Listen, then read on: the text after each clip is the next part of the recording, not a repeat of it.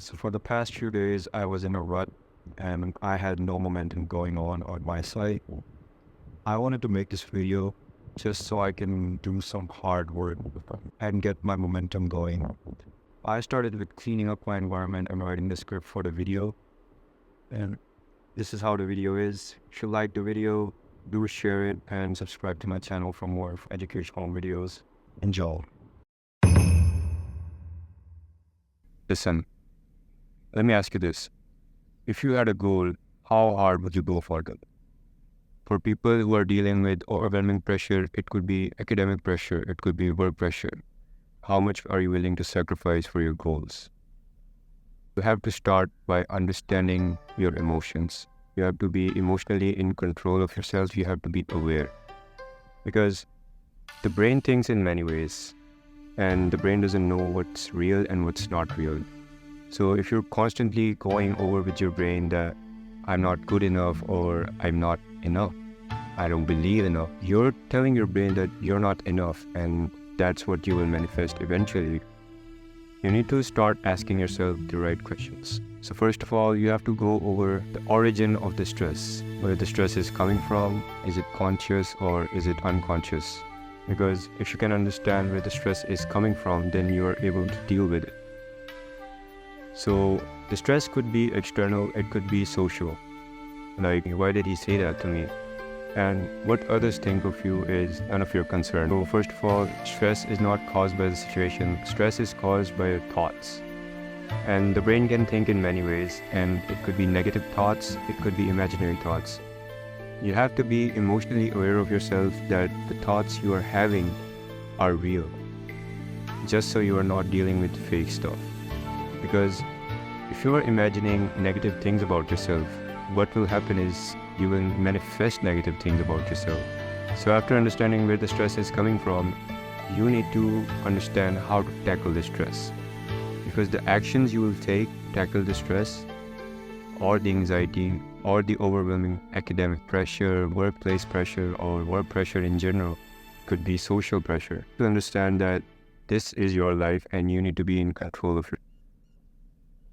Just because of some negative thoughts, you cannot be shut down. You need to stand confident and be confident enough to present yourself in any situation so you're ready for the hard times. Begin by developing self-respect for yourself. Begin by developing self-trust with yourself. How do you build self-trust with yourself? The way to build self-trust within yourself is to make sure you fulfill your commitment. Trusting yourself is one of the key roles to achieving the dream life that you want and achieving your goals.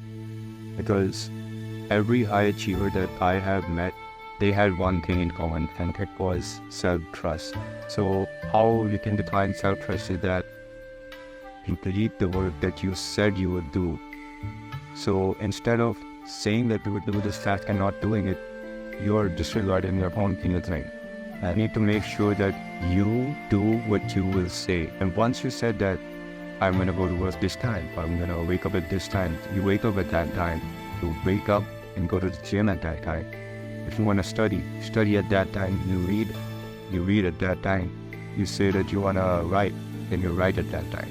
So the thing is, when you start obeying your own self, when you start obeying your own goals, and it takes a lot to win. But to win, you must also start with self-trust. Trusting within yourself, trusting yourself. No matter what the situation is, you need to know that I can deal with it. It's no problem for me. And resilience. Resilience is a word which is very neglected in this generation.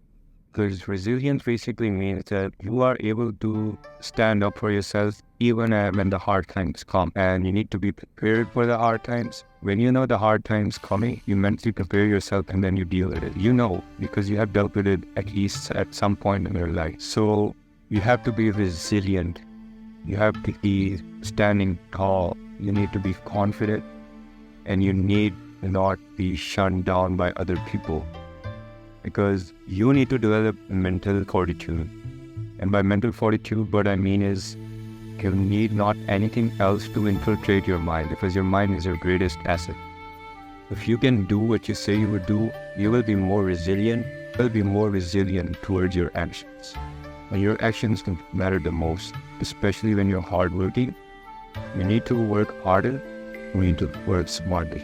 Start by asking yourself the right questions, because if you're asking yourself the wrong questions, you're going to get the wrong answers.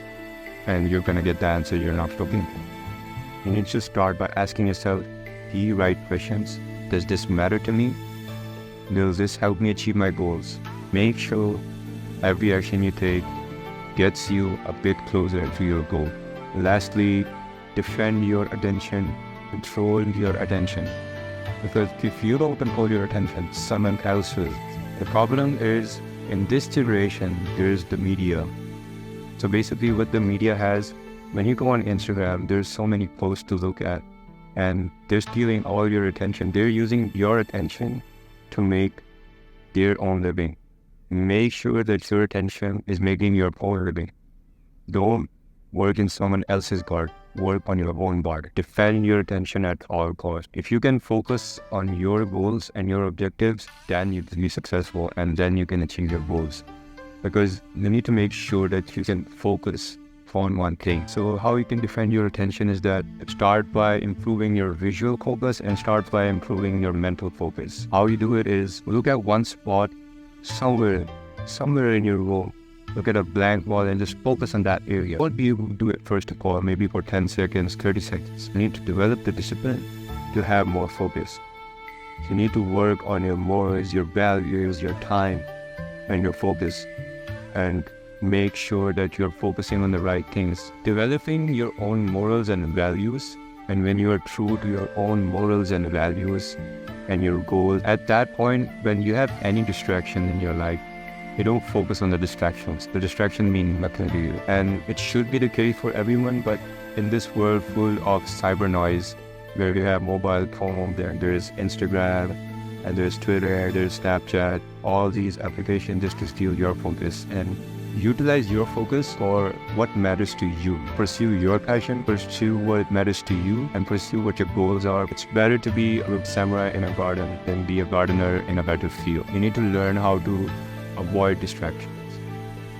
How you can avoid distractions is be true to yourself. And one of the things that I have noticed is that in high achievers, every high achiever has a growth mindset. They want to grow, they want to achieve their goals, they want to achieve the dream life that they have planned out. You have to plan out your life. And there's a lot of internal blockages, which I would like to call limiting beliefs. You have to remove these limiting beliefs from your mind. If you have limiting beliefs and you're not chasing your goals, it basically means that you do not see yourself as worthy of chasing your goals. Start by believing you are worthy. And when you believe you are worthy, then you can achieve a lot more than you can. The brain can work wonders. If you use it negatively, if you don't use it properly, you'll be going nowhere. But if you can understand the true power of the brain, you can really manifest whatever you want in your life. And manifestation is basically a accumulation of all your powers, your thoughts, your actions, your behavior.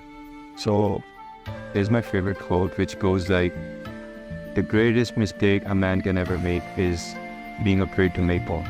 Make the mistake and learn from the mistake. You're supposed to learn from your mistakes, because if you make mistakes, you're on the right track. And to be discouraged is part of training. And the key to making mistakes is confidence. You need to have enough confidence in yourself that you can make mistakes and you can take action.